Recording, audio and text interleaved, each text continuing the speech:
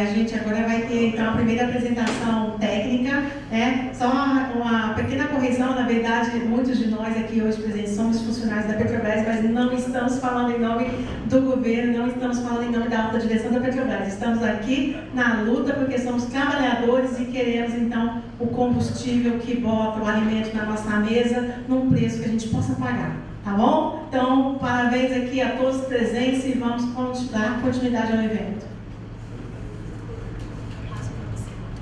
Tá, não, daqui a pouco. Bom dia a todos, eu quero agradecer a presença de vocês. Eu acho que é uma grande oportunidade para nós da Petrobras, né, aposentados, funcionários, que vem sofrendo e vendo, acompanhando a empresa, vendo tudo que está se passando lá, e ao mesmo tempo que agora a gente está vendo e reconhecendo, que já sabíamos, né, essa situação do transporte no Brasil, né, o problema dos caminhoneiros que estão numa situação realmente insustentável, não dá mais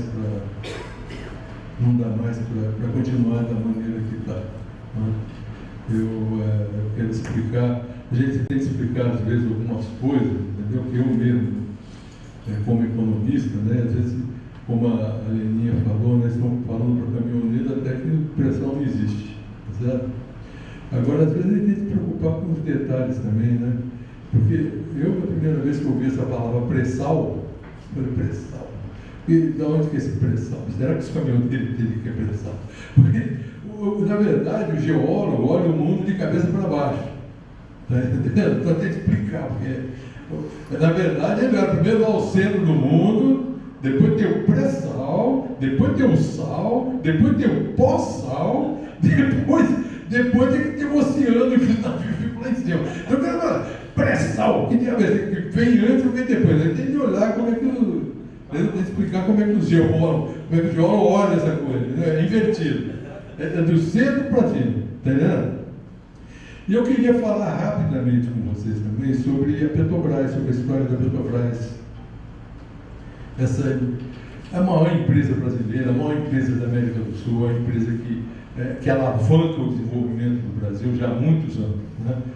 O petróleo aqui no Brasil já tinha sido verificado desde o século XIX, mas na verdade no século XX, né, nos anos 20, né, foi verificado, teve um engenheiro agrônomo que viu que lá na Bahia tinha uma região lá que o pessoal usava o óleo que nascia lá para iluminação. Nos anos 20 não tinha nem iluminação elétrica, né? Ele usava aquele óleo lá para iluminação. Esse cara trabalhou, pesquisou, não sei o quê, e ele resolveu ir, em 1933, ele conseguiu uma audiência com Getúlio Vargas, para falar com ele, para explicar, para dizer que tinha aquela oportunidade, ele foi lá, só que Getúlio Vargas não deu muita bola para ele não, sabe? Não deu conversa para ele, mandou o cara embora e largou isso para lá. Só que em 1938, já era no Estado Novo da ditadura de Getúlio Vargas, né? O Getúlio Vargas nomeou como o chefe do Estado-Maior do Exército dele, o general Góes Monteiro. Esse general Góes Monteiro ele tinha estado no exterior, voltou para o Brasil e foi nomeado o chefe do Estado-Maior do Exército, um cargo lá ultra importante. E uma das funções desse cargo era avaliar as necessidades, a estrutura que tem, se o país entrasse em guerra, o que seria necessário. Tá? Então o Góes Monteiro chamou o staff dele, o pessoal lá da área dele, e entre eles tinha o general Horta Barbosa. Então, anota esse nome, depois vocês colocam no Google para ver a história desse general Horta Barbosa. Porque nós estamos hoje aqui conversando desse assunto por causa do trabalho desse general Horta Barbosa, que eu vou daqui a pouco mostrar para vocês. Então, ele encarregou o general Horta Barbosa de fazer esse levantamento das necessidades que tinha caso o país entrasse em guerra. E falou, eu quero esse negócio para já. O general, não, tem anos que nós não fazemos isso. Falou, não, eu quero esse estudo para já. Né? Aí foi, uma semana depois, o Horta Barbosa voltou lá com os relatórios para ele e simplesmente falou o seguinte, olha, general, se Se nós entrarmos em guerra, nós só temos gasolina para 8 dias. Aí aquilo espanta esse cara, pô, só tem gasolina para 8 dias. Aí eles foram falar com Getúlio Vargas. Né? Olha qual é a situação que nós estamos aí. Aí eles criaram o chamado Conselho Nacional de Petróleo, e o primeiro presidente do conselho foi exatamente o general Ota Barbosa. E o general Ota Barbosa, naquela época, ele foi pesquisar aqui na América do Sul, só existia uma refinaria no Uruguai. Tá? E aqui era o mercado dos americanos, o mercado da Standard Oil, que já entregava aqui o produto direto, porque não tinha refinaria, não tinha nada. E aí começou esse desenvolvimento, pouco, né? Talvez a doutora que sabe ter mais do que eu dessa história, né? Mas em 1953, né? Logo depois da guerra, né? E que se viu toda a importância que esse produto tem para o mundo inteiro, né? Que começou a se pensar, a se discutir aqui no Brasil de criação de uma empresa para realmente ocupar esse espaço aqui. E no clube militar, que aqui no Rio de Janeiro, tinham as palestras, e tinha o general Juarez Távora, ele era favorável a que entrasse aqui o capital estrangeiro para montar umas refinarias aqui e para começar a produzir combustível aqui no Brasil. Né? Ele entendia que o Brasil não tinha recurso para fazer, não tinha tecnologia para fazer, né? Não tinha expertise nesse assunto para poder montar. Já o general Ota Barbosa dizia o seguinte: não, esse negócio, ele já tinha experiência do Conselho Nacional de Petróleo, tinha rodado para ele e falou: olha, esse negócio ele é autossustentável. Nós podemos pegar recurso lá fora e podemos pegar tecnologia, comprar e implantar nós mesmos aqui, que esse negócio vai se pagar sozinho. Né? Claro que tinha pressão, principalmente da Standard Oil, que já fornecia para aqui, queria colocar as refinarias, tinha muita pressão, tinha pressão até na imprensa brasileira, tinha os que eram a favor, os que eram as contra. Quando vocês leram a história do Ota Barbosa, você viu, mas no final o Ota Barbosa ganhou essa briga e foi criada a Petrobras, dentro daquele movimento de petróleo nosso, etc. E tal, e a Petrobras começou trabalhando com refinaria. A especialidade da Petrobras no início era só refino, não tinha petróleo no Brasil. Não é? Então era sempre refino. E ela foi crescendo sozinha, com esforço próprio, sem ajuda de ninguém, a empresa foi crescendo. Em 1980, no Brasil, eram produzidos 200 mil barris de petróleo por dia. 1980, até agora, está ali atrás. E o Brasil consumia 600 mil. Ele tinha de importar 400 mil e só produzia 200 mil.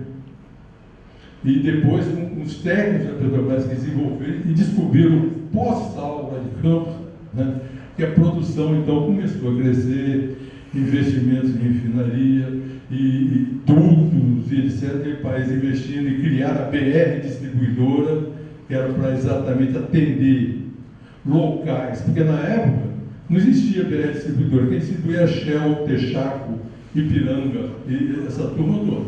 Né? Eles não atendiam regiões em que o governo brasileiro achava importante. Está entendendo? Vocês lembram lá atrás que eu estava contando a história que a Petrobras ela não foi criada por um problema econômico, ela foi criada por um problema militar, de garantia militar, necessidade militar, de soberania. Então, na própria regime de ditadura que nós tivemos, né, esses militares eles queriam que houvesse um atendimento de combustível em todo lugar no Brasil.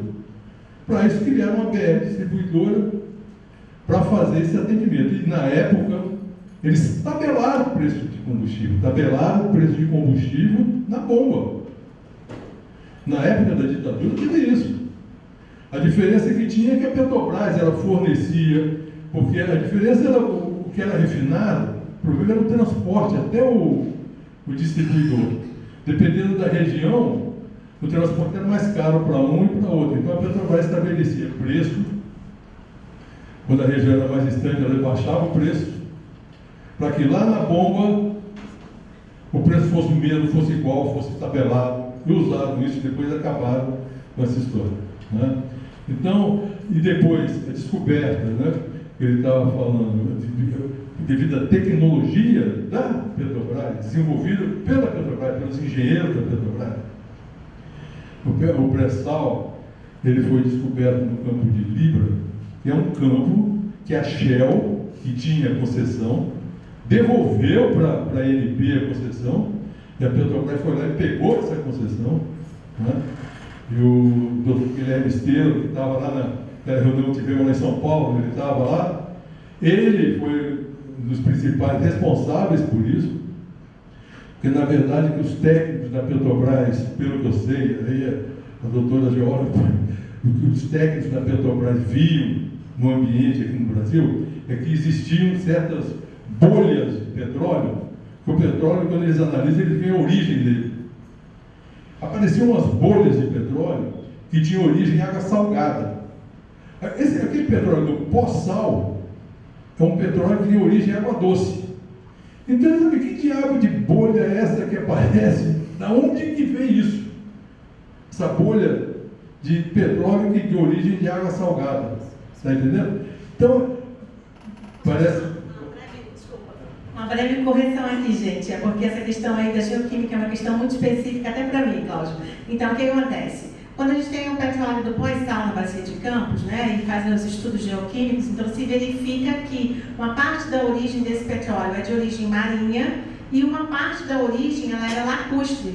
Então, isso remetia lá aos lagos formados na separação dos continentes, né, que deram origem ao nosso Atlântico Sul, semelhante aos lagos que hoje existem lá na Tanzânia, né, no rift do leste europeu, do leste africano. Então, a partir dessa constatação que o petróleo vinha de lagos e esses lagos então deveriam estar no rift, né, é que foi-se atrás desse petróleo do pré-sal, tá bom? Obrigado, doutora. Quem sabe, né? Então, é o seguinte, então eles perceberam isso, tinham descobrido de onde que vinha, e depois com os estudos eles viram que naquele local lá de Libra, a chance era muito grande. Então, o doutor Estrela, com outros diretores, eu acho que da Petrobras, conseguiram convencer o governo de investir, porque, segundo ele falou, foram mais de 250 milhões de dólares que teve que ser investido para furar o primeiro poço do pré-sal. Então, isso tiveram sucesso, né? É o que nós falamos lá, o Estrela, ele não é só estrela no nome, não, ele é estrela que ele tem sorte, viu? Então, descobriu o pré-sal, e isso é uma coisa, quer dizer, a coragem do governo de investir, de ir atrás, e o fato de ter descoberto, sem técnicos brasileiros, sem ajuda de ninguém, com tecnologia brasileira, isso é uma coisa nossa, que ninguém vai poder tirar nunca. Isso está na história e ninguém vai poder querer esconder, porque tem muita gente que quer esconder, isso é um fato. Não tem como esconder isso, tá certo? Não só não ajudou, como sabotou também. Não só não ajudou, como sabota, tá entendendo? Não deixa de, mas foi descoberto e não adianta querer mais tapar o sol com a peneira, tá entendendo? Está descoberto e pronto. Aí, a partir dessa descoberta, aí começou muita pressão em cima da própria Petrobras, né? Então, isso que ela falou do caminhoneiro que disse que o pré-sal não existe, na verdade, quando comecei a olhar isso aqui, em 2008, o Carlos Alberto Sadenberg escreveu um artigo dizendo que o pré-sal brasileiro só existia na propaganda do governo. Pode escrever o que eu estou falando, porque procura lá no Google, você vai achar o artigo. Você não escreve 2008, Carlos Alberto Sadenberg escreveu um artigo dizendo que o pré-sal só existia na propaganda do governo. Isso, o pré-sal foi descoberto em 2006, em 2008 ele já inventava essa história. Você imagina, se espalha para o Brasil inteiro. Os caminhoneiros provavelmente devem ter ouvido falar disso. Só que em 2009 eles não tinham mais como negar. Então, agora, realmente, o pré-sal existe. Tá?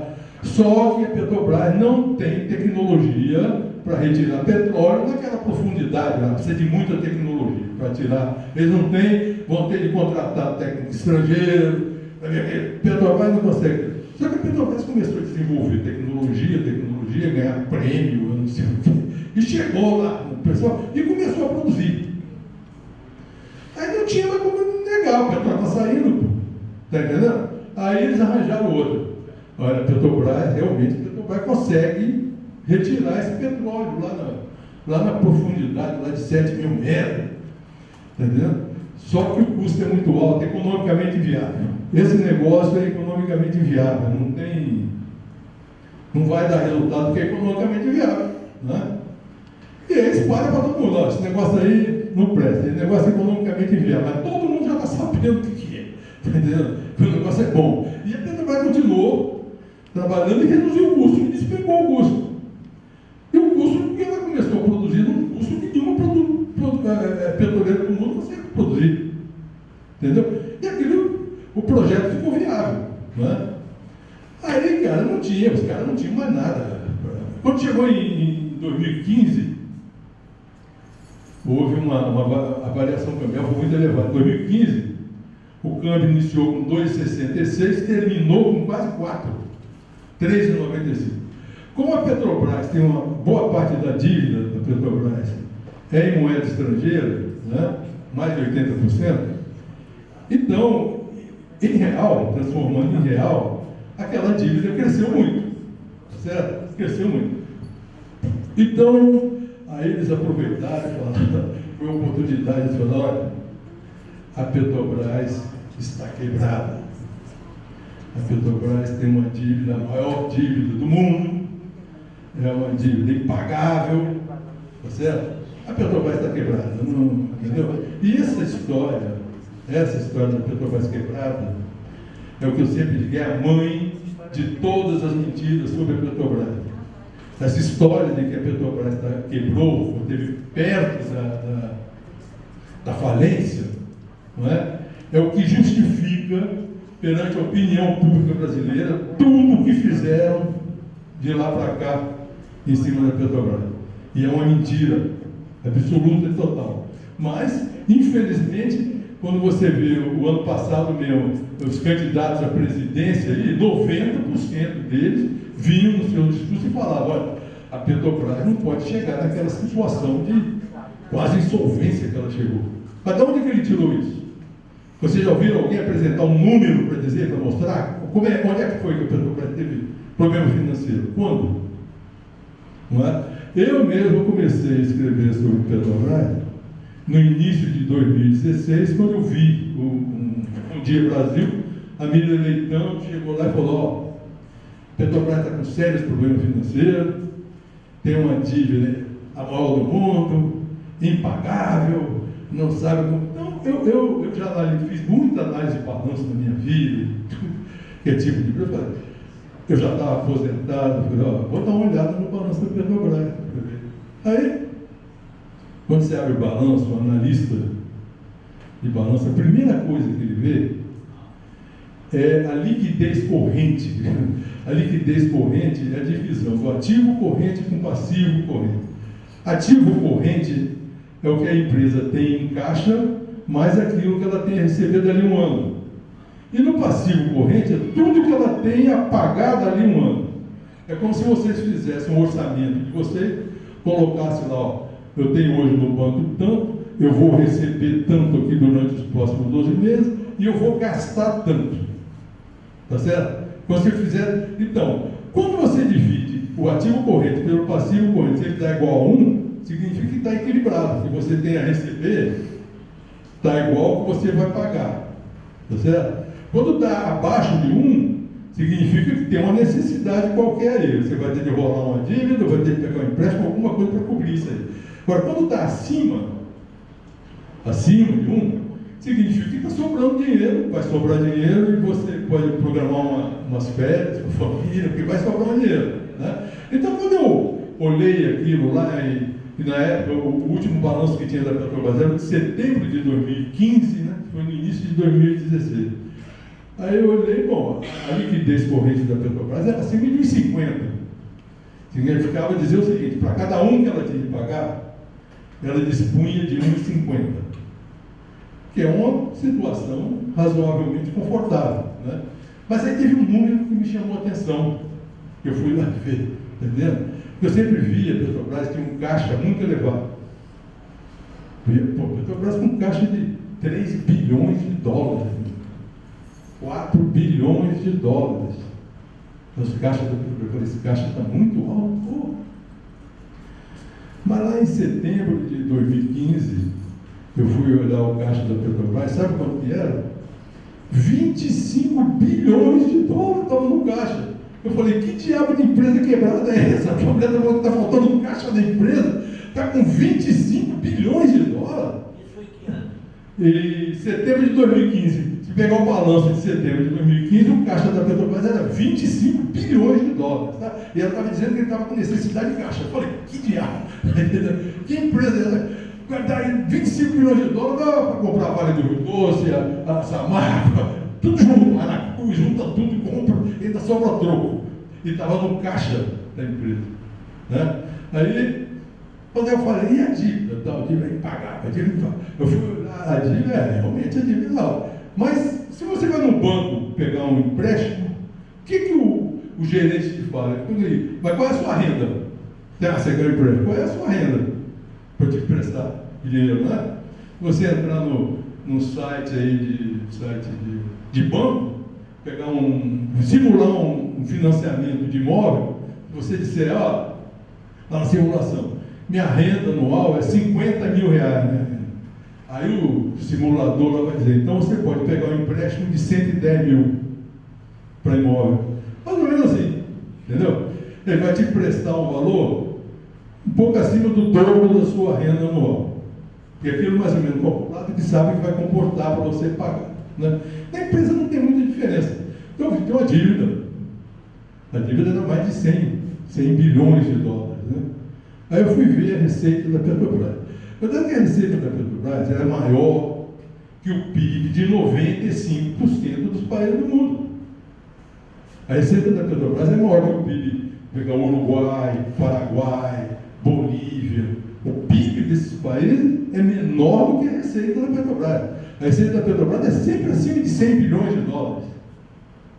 Então a dívida era perfeitamente compatível com a receita da empresa. Se tem algum momento, você podia pegar e ajustar, tudo bem, certo? Para isso existe diretoria financeira, né? Eu, em 1983, eu era gerente de planejamento financeiro de uma siderúrgica que tem lá no Espírito Santo. Bom dia, siderúrgica de Tubarão, chamava ele. Hoje mudou de nome, agora é a ArcelorMittal. Em 1983, ela ia entrar em operação e ela devia 2 bilhões e 700 milhões de dólares. E ela tinha uma receita, programada a receita anual dela, de 500 milhões de dólares. Portanto, ela tinha uma dívida mais de 5 vezes a receita dela. Aí é um problema sério. Aí realmente é um problema. Só de juros que você vai pagar, come mais de metade da receita. Como é que você vai? Mesmo assim, ela sobreviveu de 1983 até 1989 para o governo assumir a dívida. Ela pertencia a Ciderbras, era empresa estatal. Né? Eu trabalhei muitos anos em empresa estatal. E depois eu caí na privada. A gente é empresa estatal, você vai cair na privada você. Está entendendo? Vai aprender como é que é. Mas, então, eu vi, olha, essa situação aqui, com essa mídia Leitão falando na televisão do jeito que está falando, vai acabar, essa mentira vai acabar virando verdade. Eu comecei a perturbar o pessoal do sindicato dos petroleiros, lá de Vitória, do Espírito Santo. Lá, meus amigos, vocês têm de escrever, vocês têm de falar, vocês têm de... Porque isso aí vai virar verdade. Aí chateei eles, tanto que não, por que o senhor não escreve um artigo? Nós publicamos aqui no nosso jornal. Falei, tudo bem, eu vou escrever um artigo, cada 3 meses que sair balanço aí da Petrobras, eu vou escrever um novo artigo, vou mostrar a vocês que a empresa é muito boa, que, entendeu? Altamente rentável, não existe nada do que estou falando. Então, eu escrevi o primeiro artigo, eles publicaram no jornal deles, né? Mas logo depois, foi em final de abril de 2016, e aí vocês podem anotar também, pode botar no Google que vai aparecer lá. O Carlos Alberto Sadenberg escreveu um artigo de seguinte teor, olha lá, saiu no jornal do Brasil inteiro. jornal filiado da Rede Globo, né? E lá no Espírito Santo nós temos lá a Gazeta, que é filiada dele, saiu o artigo do caso Alberto Sadebeck dizendo o seguinte: olha, quebraram a estatal. Ou ela vai ter de receber um aporte de recursos do Tesouro, ou ela vai ter de fazer um acordo judicial. Está entendendo? Aí, bicho, aí eu subi pelas paredes, falei que não é possível, o cara está contando uma história dessa, pô. Aí eu escrevi um artigo, falei, ó, não vou esperar 3 meses, não, vou escrever já. Entendeu? Aí eu escrevi um artigo arrebentando o que esse cara estava falando, entendeu? Agora, esse artigo meu ficou 6 meses na página da Federação Única dos Petroleiros. Mas o que atinge a Federação Única dos Petroleiros? Pô, página do sindicato, de 10 sindicatos, não representa nada em relação a 1 minuto e 1 segundo da Rede Globo falando e da Mídia Eleitor falando no Bom Dia Brasil. Entendeu? O fato é o seguinte: terminou 2016, não teve acordo judicial nenhum, claro que não podia ter, uma empresa com mais de 20 bilhões de dólares, que juiz vai dar acordo judicial de quê? Porque ela quer pegar o seu dinheiro, tá?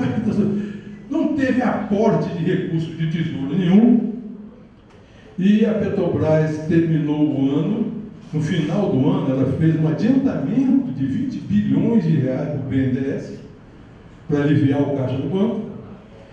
Tinha um crédito de mais de 6 bilhões de dólares com a Eletrobras. A Eletrobras compra combustível da Petrobras para gerar energia das termoelétricas dela e não paga a Petrobras. Tinha um crédito. E a Petrobras em banho-maria, 6 bilhões de dólares. Tinha 11 bilhões de dólares para receber de vendas de ativos, já tinha sido feito. Essas vendas de ativos começaram no governo da Dilma lá. Ela que começou, nunca se explicou. Ela que começou. Tinha, no final de 2011 bilhões de dólares de ativos para a Petrobras para receber. E além disso tudo, ainda tinha em caixa mais de 20 bilhões de dólares. Tá? Essa era a empresa que, então, pergunto, o senhor Sadenberg nunca veio a público refazer o estrago que ele fez, pelo contrário, eles continuaram dizendo que a empresa tinha chegado à beira da bancarrota, que a empresa estava... Por quê? Qual o objetivo disso? Por quê? O que está por trás disso? Por que inventar um negócio desse? Claro que tem motivo isso aí. Isso aí virou verdade. Pior que isso virou verdade. Né? É isso que eu falo. Eu não quero morrer sem desfazer isso. Porque eu estou aqui, eu posso amanhã, eu vou morrer, mas os números da Petrobras vão continuar lá para todo mundo poder ver. Não adianta querer tapar o sol com o peneiro, porque a verdade está lá. Nos balanços publicados, auditado, no balanço padronizado, auditado, publicado, e está registrado na empresa, não adianta querer esconder. Então por que isso? Parece que um monte de gente interessada em falar que a empresa teve a beira da bancarrota. Pelo seguinte, que fala, não, ela teve a beira da bancarrota, porque tem uma dívida impagável, então ela, para reduzir a dívida, o que ela tem de fazer? Vender esses ativos. Vender, mesmo que seja para diminuir a dívida. E todo mundo aceita. Petrobras nunca precisou vender ativo nenhum. Não tem necessidade nenhuma de vender ativo. Mas a conversa colou. E ela começou a vender os ativos a preço de banana, né, a preço absurdo, e ninguém fala nada, porque a opinião pública está na cabeça. A empresa quebrou. Ela não sabe, se safar, ela tem que vender os ativos dela por isso. Está entendendo? Mas é aquela montoada de dinheiro, aquele monte de dinheiro que está lá em caixa, e ela gerando caixa, todo mundo um monte. A Petrobras é excepcional geradora de caixa.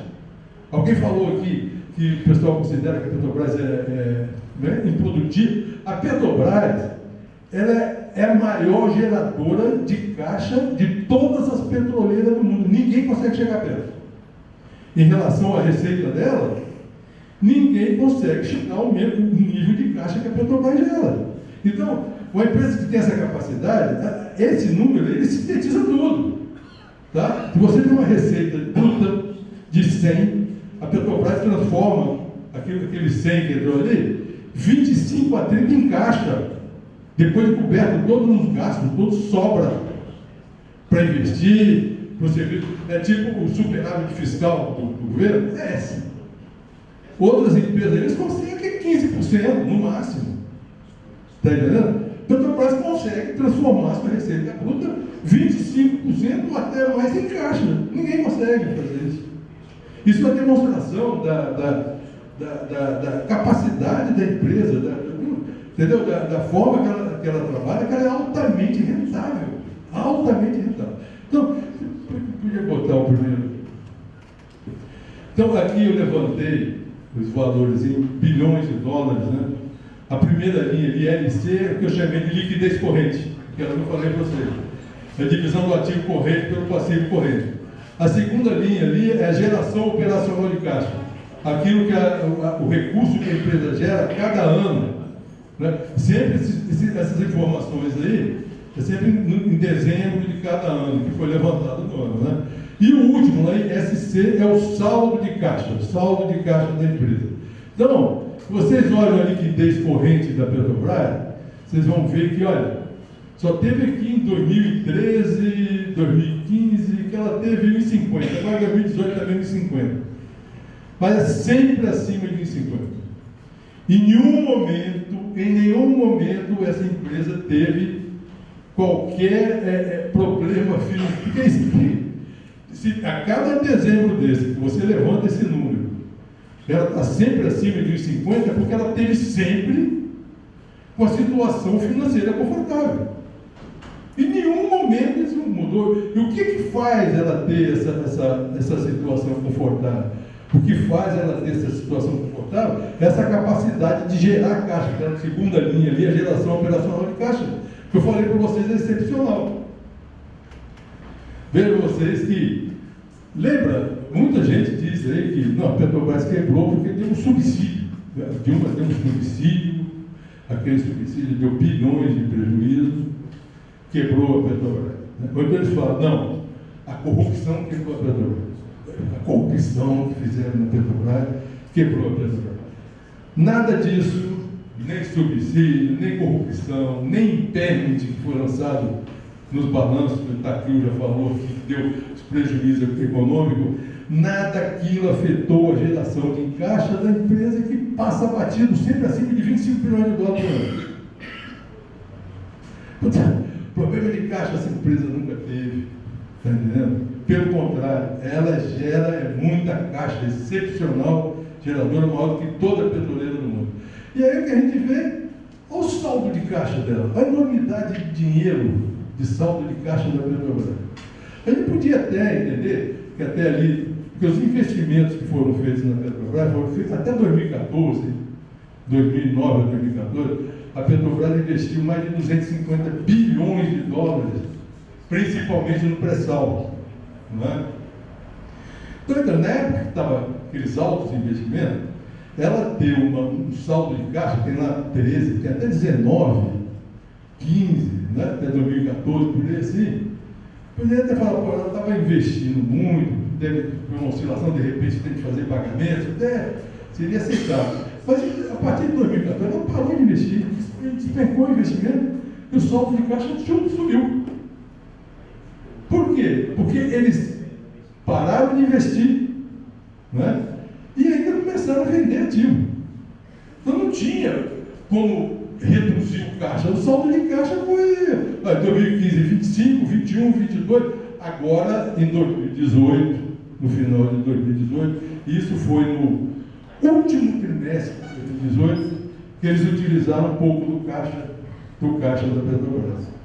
Entendeu? Mas, eu já fiz um cálculo, só pelo fato de manter esse caixa.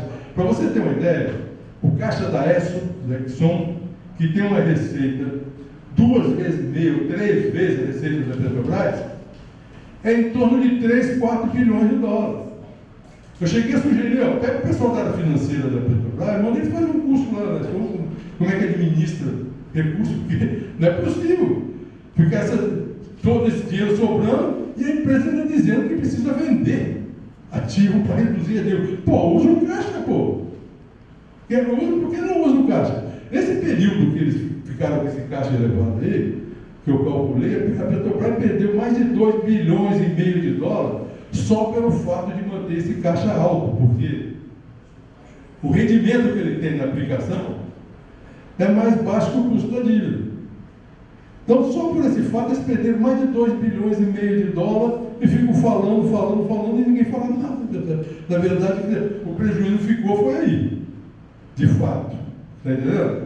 Então, essa situação financeira, esses três indicadores aí, qualquer... Não, olha só um ponto aí. A venda, o recurso da venda de ativos está nesse caixa? O recurso... A receita da venda de ativos. A receita da venda do ativo. Eu vou mostrar para vocês agora, porque é isso que eu queria explicar para vocês, que a mãe das mentiras, que a Petrobras estava quebrada, estava com necessidade de caixa, veio primeiro para gerar um filhote.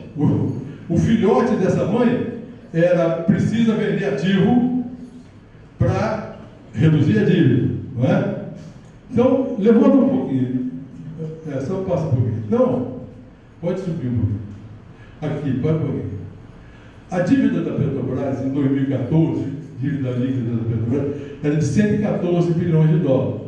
Em 2018, ela chegou a 69,4. Portanto, houve uma redução de 46 bilhões de dólares da dívida líquida da empresa. Tá certo? Nesse período, levanta mais um pouquinho para mim.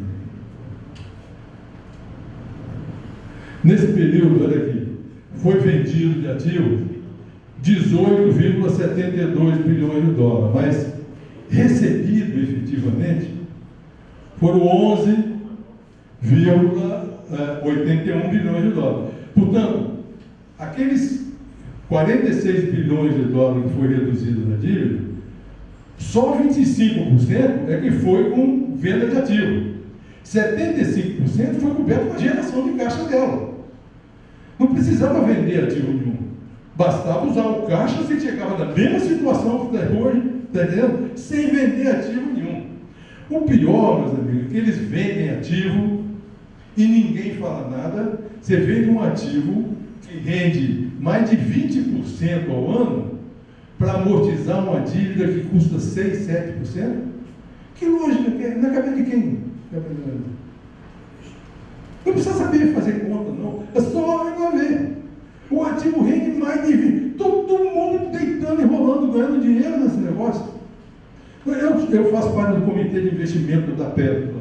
Estou numa briga desesperada com os caras. Por quê? Venderam uma tal de NTS, nova transportadora, no transporte de gás. Né? Quem vem comprar aqui? Um fundo de pensão canadense. Fundo de pensão de estatal canadense. Um negócio, é uma beleza de negócio, com risco zero, com retorno altíssimo. É o que a Petros precisava, pô. Eu falo, não, mas a Petros não pode investir nisso. A lei proíbe a Petros de investir nesse negócio. Então muda a lei, pô. Muda a lei, porque a Petros está com dificuldade, estão descontando um monte de dinheiro, e coisa que é boa, entrega para o fundo de pensão canadense. Tem cabimento um negócio desse? E do lado, e a gente não pode entrar no negócio? É da própria Petrobras. E agora vender a outra TAG. É outro. Veio de novo outro fundo canadense, comprou de novo. Eu também quero. Eu falei, pô, o que os canadenses descobriram? Será que Moisés chegou lá e falou, ó, aqui, meu bastão, tem um país lá do sul, lá vocês vão me encontrar. Eles vieram para cá. Eles vêm para cá, estudaram, viram que é um negócio fabuloso. Agora você imagina, sabe o que acontece com isso aí? A Petrobras vende e logo depois aluga deles. Ela mesma aluga. É como se vocês têm um caminhão, você vende o seu caminhão e aluga ele para você mesmo. A pessoa só faz uma coisa dessa se estiver num desespero financeiro e morre. Porque ninguém faz uma coisa dessa. Mas isso foi feito e ninguém fala nada. O pior é o seguinte, ninguém fala nada. Não tem um comentarista, não tem nada, ninguém abre a boca para falar essas coisas. Sabe por quê que não fala? Porque a Petrobras estava quebrada mesmo, eles quebraram a Petrobras, agora faz o que quiser, porque entrega, está entendendo? É isso que está acontecendo, né? Então, olha, não existia necessidade nenhuma de venda de ativo para reduzir a dívida. Mas essa dívida, será que tinha que ser reduzida? Precisava ser reduzida? Precisava nada, eu acho que ela precisava ser aumentada. Porque é função dessa dívida é que agora vão começar a entrar as novas plataformas que estão entrando e não tem jeito. Se esse pessoal pudesse, eles paravam, é porque já estava tudo contratado. Se eles paravam, eles não deixavam entrar plataforma nenhuma de produção, não. Entendeu? Não deixavam ir para frente. Mas eles pararam. Pararam, né? Já me falaram, tem coisas que eles pararam, atrasaram, porque eles não querem que essas coisas aconteçam. Vocês já viram? Pô, qualquer país do mundo. Eu estava lembrando você, em 1980, o Brasil produzia 200 mil barris dia de petróleo. Hoje, uma plataforma dessa que entra, produz 180 mil. Pô, de o presidente da República inaugurar esse negócio. Pô, também, eles escondem. Ninguém nem fica sabendo, eles não querem saber. Eles vão inaugurar um estudo, acho que nesse mais de 19 plataformas daqui até 2023, entendeu? O Petrobras vai passar a produzir 4 milhões de barris por dia.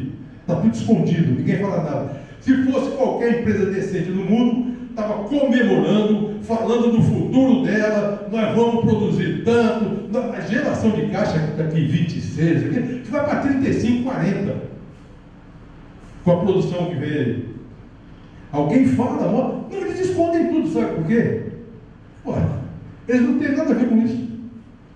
Foram eles que descobriram o pré-sal? Não. Foram eles que investiram para essas plataformas que estão entrando em operação agora? Também não. Está entendendo? Então eles escondem, e mais do que isso, além de esconder, eles querem com isso justificar entregar tudo.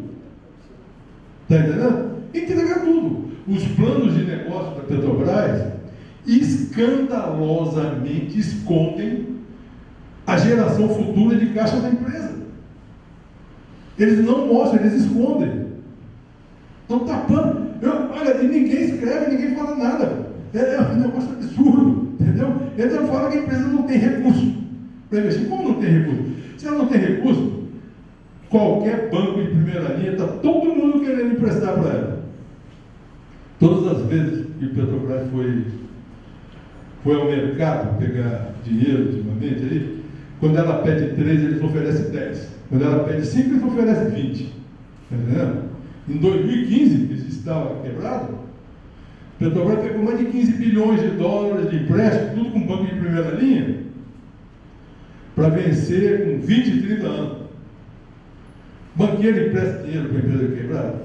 Banqueiro quer ser sócio de negócio bom. Está entendendo? Em 2014, em 2015, a Petrobras pegou um empréstimo com o JP Morgan e o Deutsche Bank de 2 bilhões e meio de dólares para vencer em 2115. 100 anos. Eu não emprestaria para mim, eu vou. É tanta confiança. E o que eu estou falando aqui para vocês, vocês entram lá no site da Petrobras, vai lá em investidores, aí quando cair lá vai aparecer dívida. Você entra lá na dívida e clica, o que eu estou falando está lá. Eu não estou, está lá. Tem ano a ano, todos os empréstimos foram pegos, com quem foi pego, qual o valor, está lá. Qual o vencimento, você vai clicar em cima e vai encontrar lá. Toda informação que eu passo aqui, eu pego lá da Petrobras mesmo. Não tem invenção nenhuma, não. Vocês vão chegar e vão encontrar lá. Tá? Então, essa é a empresa quebrada que eles citam por aí. Né? Esse é o maior dos absurdos, que eu não quero morrer antes de revirar, porque não dá. Porque semana retrasada, estava lá o tal do Bial fazendo entrevista, o entrevistador, ele veio e falou assim, mas a Petrobras quebrou, né? Pô, cara, eu perguntei, de onde você ouviu falar isso? De onde você tirou isso? Está entendendo? Pô, é o que eu costumava escrever, né? Tem um pensador espanhol do século XVI, que é o Francisco de Quevedo. Ele dizia o seguinte, olha, quem julga pelo que ouve, não pelo que sabe, é a orelha. e não juiz. Está entendendo? Então o que esse pessoal faz? Ou eles recebem dinheiro para isso, ou então eles são orelha. Eles falam porque eu ouvi dizer, mas não sabem, e nunca vocês ouviram ninguém chegar e mostrar número para eu quero saber onde é que está, onde é que foi. Hoje passei vídeo, eu fui lá na Assembleia Legislativa aqui do Rio de Janeiro, tinha a CPI, eu fui lá e disse, eu quero que convoque aqui a Miriam Leitão, o casal Bessadenberg, para eles virem aqui e mostrar onde é que a Petrobras quebrou, que eu quero ver. Eu não consigo achar isso, não. Pelo contrário. Olha, a CPI aprovou a convocação, não sei o que, eles nunca foram lá, nunca foram achados para assinar o compromisso, já tem de assinar lá com o oficial de justiça, não encontra os caras, né? Nunca foram lá responder. E não vão nunca, não vão aparecer nunca. E a mentira fica. Né? E a mentira fica em cima da empresa aí. Pode subir um pouquinho para mim.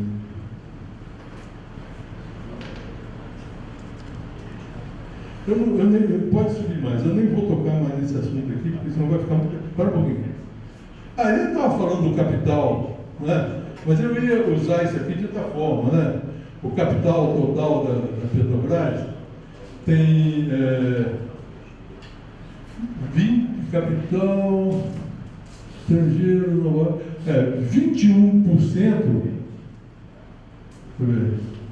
Não, está lá em cima, tem lá em cima.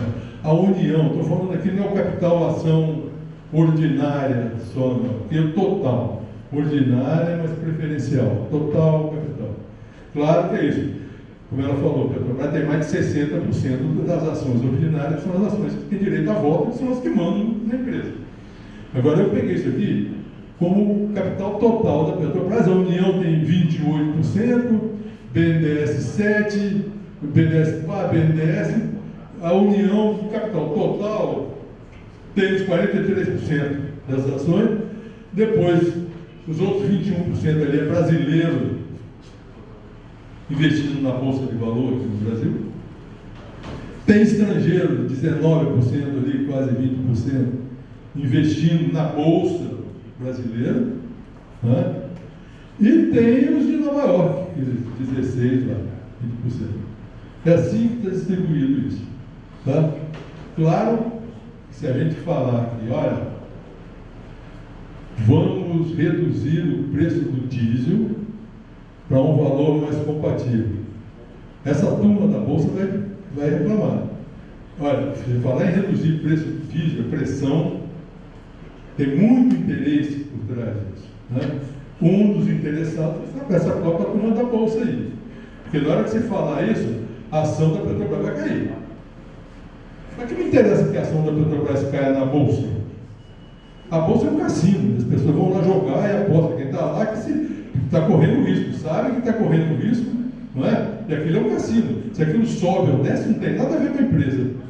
Aquilo lá, nós mostramos aqui a geração de caixa da Petrobras, durante 10 anos aqui. Durante esse período, a ação foi a 40, 50, desceu para 5, subiu para 10 e a geração continuou a mesma. Aquilo não afeta em nada a empresa, não tem nada a ver com a empresa. Tá certo? Não. Tem uma turma que, se mexer em preço, eles vão fazer pressão, não só eles. Depois nós vamos ver mais gente que vai fazer pressão, que é bom saber que vão fazer. Né? Pode subir um pouquinho para mim.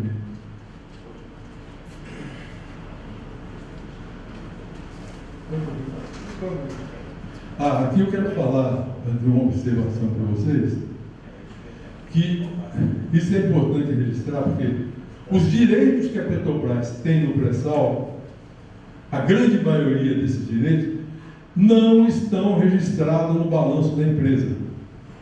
Quer dizer, o patrimônio da Petrobras não registra os direitos que ela tem no pré-sal. Isso, a CVM devia estar cobrando isso. Eu já fiz processo, não adianta. Para você dizer que o posto é provado, está entendendo? Eles começam a furar, daí a primeira fase parece que é possível, na segunda fase é provável, e a última fase tem que estar provado. Para chegar no provado, tem de ser feito diversos postos delimitando esse posto para poder assegurar isso aqui é provado. Aí o que a Petrobras faz? Não faz esses postos. Aí não tem registro no balanço dos direitos, quer dizer, o patrimônio da empresa devia estar lá em cima, está subavaliado, né? E por que isso? Muito simples, é desvalorizar a empresa mesmo. Se eu vender ela, vai dizer, tivemos lucro. E o patrimônio dela não registra os direitos que ela tem, balanço tem que registrar bens, direitos e obrigações da empresa. Os direitos da Petrobras não estão registrados. Se a Vale do Rio Doce descobre uma mina de minério, Nova Carajás, lá o que eles fazem? Eles vão lá medir, pega lá qual é o valor desse minério, projeta, você fez assim, projeta para frente quanto que ela vai receber de caixa disso, não traz a valor presente e registra no patrimônio dela, esse aqui é o que eu tenho, e é isso que vai suportar os empréstimos, vai suportar tudo, está entendendo? É claro, às vezes eu falo ali, o patrimônio da Petrobras não comporta a dívida. Mas que patrimônio é esse que está falando? Os banqueiros sabem. Quando a Petrobras chegar lá, não. Esse cara você pode emprestar, porque ele já furou lá, nós já sabemos que tem um monte de petróleo lá. Aquilo lá é que garante, mais nada. Está entendendo? Mas eles escondem. Patrimônio não registra. Vamos lá um pouquinho assim. A resultados são ruins. Pode subir, pode subir um pouquinho. Aí, só um pouquinho. Aqui é o que eu estava falando, talvez seja um pouco confuso, né, para vocês entenderem. Né? Esse quadro de fontes aqui é dos planos de negócio da Petrobras. São os planos de fontes, isso aqui está lá no site da Petrobras. Cada plano de negócio, esse primeiro aqui, foi o plano de negócio 2017 a 2021. Tá? Então aparece esse quadro de uso de fontes. Se vocês repararem nos que vem subir, como ele diz aqui, ó, tem aqui uma geração operacional de caixa, que nós vimos aí, em 5 anos, 158 bilhões de dólares, está ali, não é? Já paga o dividendo. A gente vê a observação ali, eu não enxergo, talvez vocês enxerguem, mas esses 158 bilhões de geração de caixa, está escrito ali, depois de pago o dividendo. Portanto, a geração de caixa é 158 mais dividendo. Se dividir aquilo ali por 5, vai dar mais de 30 bilhões de dólares. 31 bilhão e qualquer coisa, mais dividendo. Olha, se lá no quadro nosso, né, de geração operacional de caixa, estava em torno de 25, 26 bilhões de dólares, se na média é mais de 31, na ponta, em 2021 lá, 2021, esse devia estar gerando então uns 35, pelo menos. Não é verdade? Para dar essa média de 31, lá na ponta, seria uns 35, né? Fora o dividendo. Ali já te retirou o dividendo. Né?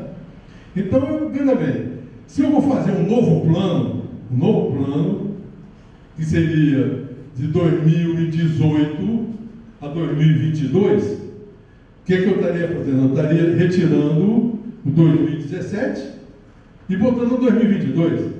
Eu estaria retirando um ano de geração operacional de 26 bilhões de dólares e colocando um ano de geração operacional de 35 bilhões. A geração operacional tinha que ter um aumento de 9 bilhões de dólares só nessa mudança. Passa o uso de fontes do novo plano, o plano de 2018 a 2022. Só botar o outro uso de fontes. Se precisa. Bota o próximo uso de fontes. Sobe o pouquinho. Aqui, para aí. Eu lá já tinha falado, pô, lá está aparecendo uma venda de 19 bilhões de dólares negativo. Eu falei, por que eu não uso o caixa? E só usava 2 bilhões de dólares. Aí veio o novo plano. A geração operacional de caixa, não sei se dá para ver direito aqui, ela caiu para 142, de 158, ela deveria ter aumentado 9, deveria ir para 167, na verdade, ela caiu para 112, 142, devia ser 167, o quadro mostra lá, 142. Já paga o dividendo. Aí eu escrevi um artigo, ó, o plano de negócio sumiu com 25 bilhões de dólares. Mas é isso mesmo. Sumiram. Está entendendo? Além disso, eles ainda inventaram mais uma conta. E vocês olharem aqui embaixo, aqui, ó, eles aplicaram mais de 8 bilhões de dólares no caixa. Ué, você está com um caixa de 20 bilhões, você vai aplicar mais ainda. E ele bota venda de ativo ali, 21 bilhões de dólares de venda de ativo. Você vende 21 bilhões de dólares de ativo para aplicar 8 bilhões no caixa? Que conversa? Você está vendendo ativo para aplicar no caixa? Que negócio é esse? Aí eu falei, pô, sumiram 25 bilhões. Aí eu falei, pô, mas ninguém fala nada. Eu telefono, vocês vão lá, os caras apresentam um negócio desse, vocês não perguntam, não, pô. Que diabo? Como é que some a geração operacional? Onde é que está esse dinheiro? Pagamento de dividendo? Eu falei, capaz de ser pagamento de dividendo mesmo. Pegaram a BR Distribuidora, venderam parte da ação dela, 28%. Chegou no final do ano, pegaram o lucro da BR Distribuidora, 95% eles distribuíram. Está entendendo? É a empresa rica mesmo. Então distribuiu 95% do dividendo. Pode ser que eles estão pensando aqui, eu vou pegar, para a Petrobras não tem dinheiro, só tem dinheiro para pagar dividendo. O dinheiro dela vai todo para pagar dividendo. Aí veio um novo plano, agora saiu um novo plano. 2019, 2023. Hein, Priscila? Põe para mim, por favor. Patrícia. 2019, 2023. Aí a geração operacional de caixa caiu de 142 para 112. Como é que é? Cadê esse dinheiro, porra? Onde é que foi? Mas devia estar aumentando. Devia ter saído do 158 para 167 para mais 976. Caiu para 112. Caiu para 112. 114. E ninguém pergunta nada, cara. Onde é que está esse dinheiro? Onde é que colocaram esse dinheiro? Sumiram, não dão explicação. Tá, isso tudo está lá no site da Petrobras. São dados oficiais deles, e ninguém pergunta. Mas eu você acha que eu sou doido? Só eu que pergunto esse negócio, só eu que escrevo, ninguém escreve. Mas de repente, para minha salvação, para minha ajuda, né, apareceu lá um artigo do Goldman Sachs. Goldman Sachs, um fundo dos maiores fundos de investimento, fundo americano, ele mandou um relatório para os clientes dele, dizendo que o plano de negócio da Petrobras tinha lá embutido, sem aparecer, 40 bilhões de dólares de dividendo. Goldman Sachs. Levanta um pouquinho. Aí vocês vão, é só entrar no Google. Volta um pouquinho, Priscila. Volta um pouquinho. Porque aí tem esse artigo. Bom, aí pode subir um pouquinho. Se fosse PowerPoint era bom, né? Daqui, tá bom. Então, saiu no Money Time esse artigo em 6 de dezembro do ano passado. Então, vocês podem procurar no Google, você vai encontrar esse artigo. Só que o Goldman Sachs, ele errou a conta. Não são 40 bilhões de dólares, são mais de 60 bilhões de dólares. Ele errou a conta. Está entendendo? O pessoal dele errou a conta. É mais de 60 bilhões de dólares que está escondido. Está certo? E todo mundo, ninguém fala nada. A Petrobras está quebrada, não tem dinheiro, não pode investir, não pode. Cadê? Bom, aí agora nós vamos falar um pouquinho da. Então, essa história da Petrobras quebrada motivou e motiva. É uma mentira que gera diversas mentiras, uma atrás da outra, tem que esconder no número, não coloca no patrimônio da empresa que ela tem, e tudo está funcionando assim, lá dentro da Petrobras. Entendeu? Então, é preciso muito cuidado com o trabalho com esses caras.